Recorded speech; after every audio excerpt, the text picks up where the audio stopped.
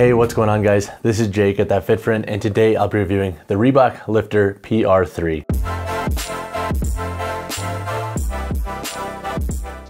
So 3 pros that I have with the Lifter PR3 is number 1, these can be a pretty good beginner-friendly weightlifting shoe. So at the moment, Reebok offers 2 primary weightlifting shoes for their current updated models. That is the Reebok Legacy Lifter 3. That model comes in at $220 USD, and then they have the Lifter PR3. This model costs $110 USD. So I think the Reebok Lifter PR3 can be a great option. They're going to give you a nice level of stability, they have a good amount of grip, and their overall security is pretty good for the most part. So I think for the newer lifter who doesn't want to drop a ton of money, the Lifter PR3 can be a pretty safe bet for your needs.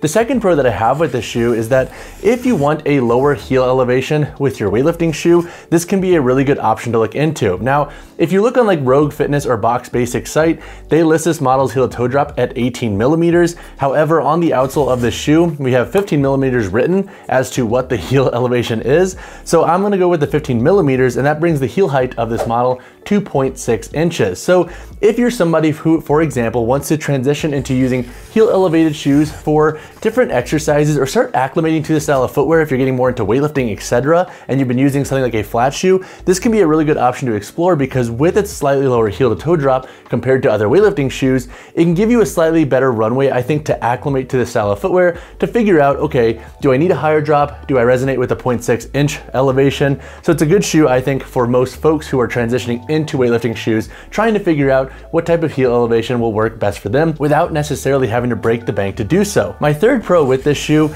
is its overall breathability. So compared to other weightlifting shoes that can run a little bit more heavy, this shoe breathes pretty well through the midfoot and forefoot. Now, obviously, it's not going to be the most breathable shoe in the market, but relatively speaking, compared to other weightlifting shoes, it does a pretty good job. So I do see this as a good model for wearing for squats and then through other accessory exercises for its overall breathability and its lightweight build. So if you do want a weightlifting shoe that remains relatively comfortable on the foot for longer durations based on your training, this can be a decent option to explore. But now let's talk about a couple of cons that I have with the Lifter PR3. So 2 cons that I have with the Lifter PR3 is number 1, I'm not the biggest fan of the strap construction in this shoe. So the strap in the shoe is very similar to the PR2. However, I actually like the strap construction better in the predecessor of this model because the Velcro seems a little more aggressive. So with this strap, the Velcro doesn't seem as aggressive, and with its overall construction, I'm concerned that lifters and athletes aren't gonna have enough surface area to keep this Velcro nice and secure long term regarding its overall durability. So for example,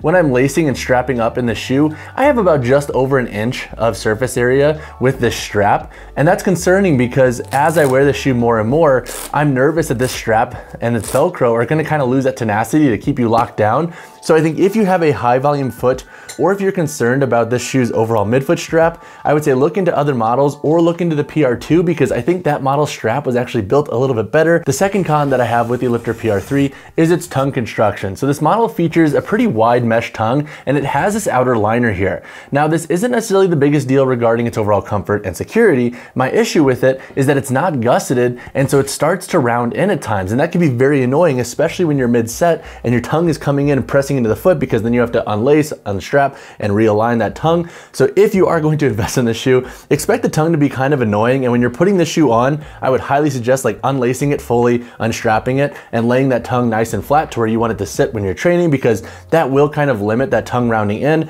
But it's something that's kind of annoying with this shoe that I didn't really notice until I was doing like a clean session, and when I was spreading my feet to catch weight, the tongue was starting to slide in on one of my models. So definitely something that was a little bit annoying at times. But now let's talk about the performance of the Lifter PR3. To break down the performance of the Reebok Lifter PR3, I'll cover how the shoe performs for squats, weightlifting, and for accessory exercises. In the context of squats, the shoe does a pretty good job. And I think once again, if you're a beginner or if you're just a recreational lifter wanting a weightlifting shoe for squats once or twice a week, the shoe should do plenty fine for your overall needs. Now, unlike other premium weightlifting shoes, this model's midsole is built with a high density EVA foam, not a TPU. However, I don't think the stability of the shoe is going to be an issue for most most lifters and athletes, and I wouldn't necessarily stress that detail despite it not having that more premium TPU feel with its heel and midsole construction. I also like that this model has a full rubber outsole, so in the context of squats, I don't think you'll run into slip issues at all. This outsole is kind of similar to what the Legacy Lifter uses. Granted, they are a little bit different, but grip-wise, this shoe should do a plenty good job on different surfaces for your squats, and I do like the lower heel to toe drop for certain training contexts. So if you're somebody who, once again, is newer to weightlifting shoes and you want a lower heel to toe drop to acclimate to this style of footwear, I see this model as being a really viable option for your squat needs. In the context of weightlifting, the shoe does a pretty good job for the most part, and I think if you're somebody who just wants a shoe for your CrossFit focused WODs that have weightlifting movements programmed, or if you're just somebody who likes to program in jerks, cleans, and snatches here and there in your workouts, this shoe should deliver a pretty strong performance for your needs. The toe spring in this model is also pretty good, so you don't have a ton of toe spring in this shoe, which is actually something that you have a little bit more of in the Legacy Lifter 3. So if you are somebody who is constantly trying to work away from being too early in your toes, this could be a good shoe to look into in the context of weightlifting. My only gripe with this model for weightlifting is the midfoot strap and how long it's going to last. If you have a high volume foot and you are a dedicated weightlifter, you might want to look into a different model because the strap construction in this shoe I think can be a little bit hit or miss at times. So that would definitely be something to consider if you are somebody who is a dedicated weightlifting athlete and you're gonna be wearing these shoes 3, 4, even 5+ times a week. In the context of accessory exercises, I like this shoe overall. It honestly feels easier to wear for longer sessions because it is a little bit lighter through its upper constructions, and the upper breathes well enough, I think, to keep them pretty comfortable for most training contexts, as opposed to something like the Legacy Lifter 3 with this heavier leather upper construction, which can give them a much heavier and sweatier feel long term. So overall, the Lifter PR3 has been a strong shoe. There are little quirks with this model that kind of irk me for certain training contexts, but for squats, weightlifting, and accessory exercises, I think this shoe will deliver a really strong performance for a decent price for most beginners and recreational lifters. So when it comes to the price of the Reebok Lifter PR3, you can expect to pay $110 USD. Now this price point has increased $10 USD from the Lifter PR2. However, it's not the worst thing because we saw a price increase on the Legacy Lifter 3 of $20 USD from the Legacy Lifter 2. So 110 USD is still pretty budget friendly for a weightlifting shoe, especially for a shoe like this that is pretty well rounded. So overall, I'm a fan of the price point for this shoe and what it has to offer, and if you could find them on sale at places like Amazon or on Reebok, then honestly that makes the price point of this shoe even more of a win. Alright, so now let's cover who should and shouldn't buy the Reebok Lifter PR3. I think if you are a beginner or if you're a recreational lifter wanting your first pair of weightlifting shoes, the Reebok Lifter PR3 can be a great option to look into. I also think the shoe can be a great pick for anybody who's transitioning from a flat shoe to a heel elevated shoe for certain exercises, because with the lower heel to toe drop of this model, I think it can make it a little bit easier to acclimate to the style of footwear and the mechanical changes that that footwear is going to create on your overall movements. This shoe is also a decent pick for folks with more medium width feet, so if you do have a medium width foot, the shoe should resonate with your overall needs. Now, who shouldn't buy this shoe? I think if you are a dedicated weightlifter and you want a shoe that's going to last a little bit longer, you might want to look into different models, and that's because this midfoot strap here and the overall Velcro surface area you'll get out of the shoe, especially for high volume feet. And that takes me into my second point. If you have high volume feet or high volume arches, you might also want to pass on the shoe because once again, the strap and the surface area that you'll get with its Velcro. And lastly, if you're like me and you're a little bit taller and lankier and you do resonate better with higher heel elevations with your weightlifting shoes,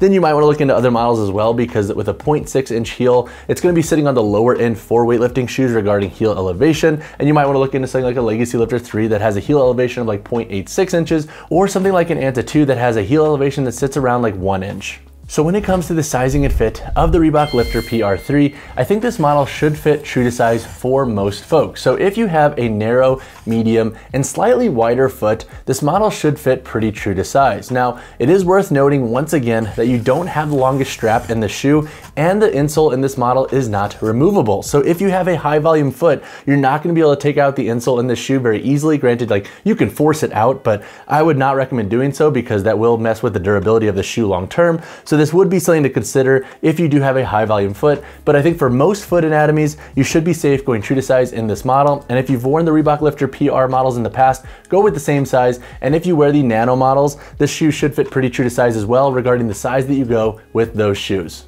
All right, so now let's cover the weight, effective heel height, and insole in the Reebok Lifter PR3. For my size 10 model here, we have a weight of 14.8 ounces.